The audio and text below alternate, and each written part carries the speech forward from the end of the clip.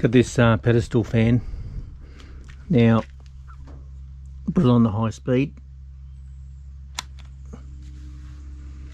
and it goes, but it's very slow.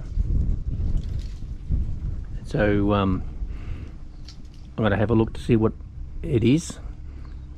Usually when this happens, it's either a mechanical problem with the bearings, like usually fluff or hair, grime build up, or it's the run capacitor. So we'll have a look. Now we'll just see. It actually spins really easily. So pretty sure it's not a mechanical problem. It's not just fluff or something built up around there. That's where it usually ends up, between the fan and the body. So my next bet will be the run capacitor. We'll have a look at that. There's your left hand thread, so you got to turn them that way to undo it.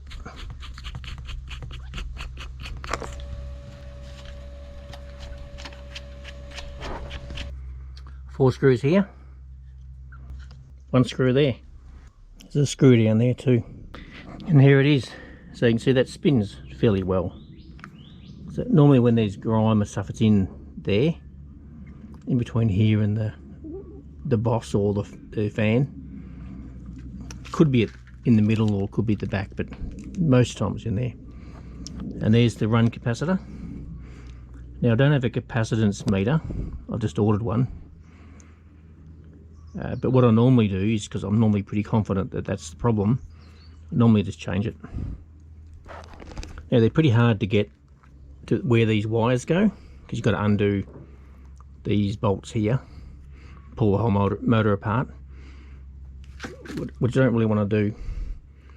So what I'll do is I'll cut these wires and join them on. And this is it. They're not polarized, so you put them either way. There's no positive or negative. This one's 1.2 microfarads, 400 and something, I can't read that, volts AC. The important thing is 1.2 microfarads. The voltage is important, but as long as it's up there around 400, it'll be okay. But it's the capacitance, 1.2 microfarads, that I'm interested in. And here's the replacement. 1.2 microfarads, 450 volts. Beautiful. And this was about 10 bucks, so you might question if it's worth changing, given that these fans aren't that expensive. It's probably not. By the time you factor in labour, it's and the risk, it might not be this. So by the time you factor that in, it's probably not worth repairing. But I just don't like throwing stuff away when I'm pretty sure I know how to fix it. Got that twisted up, ready to solder. Got my lead-free solder. We'll see how it goes.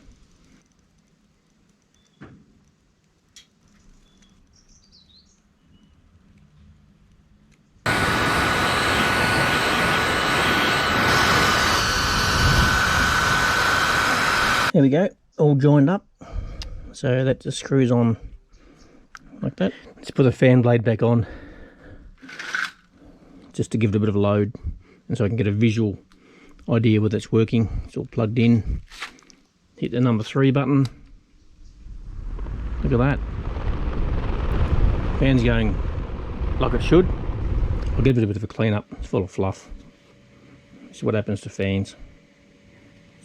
They pick up the fluff somehow. You'd think it would just all blow out, wouldn't you? But it doesn't.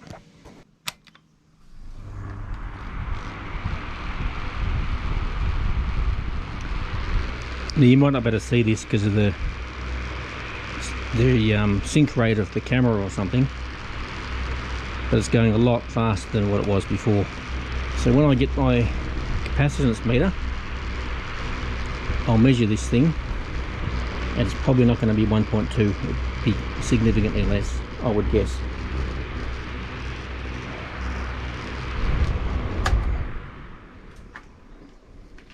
Now this is a run capacitor. Most small domestic appliances will have one.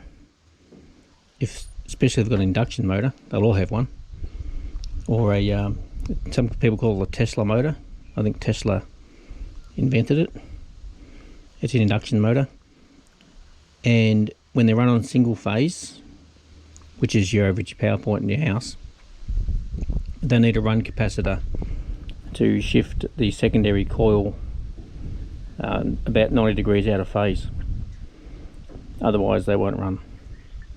You can also get a start capacitor, which is about probably 2 or 3 times the size of this, but most domestic appliances won't have a start capacitor. They just have a run capacitor. Anyway, if you want any more information, search around or ask me.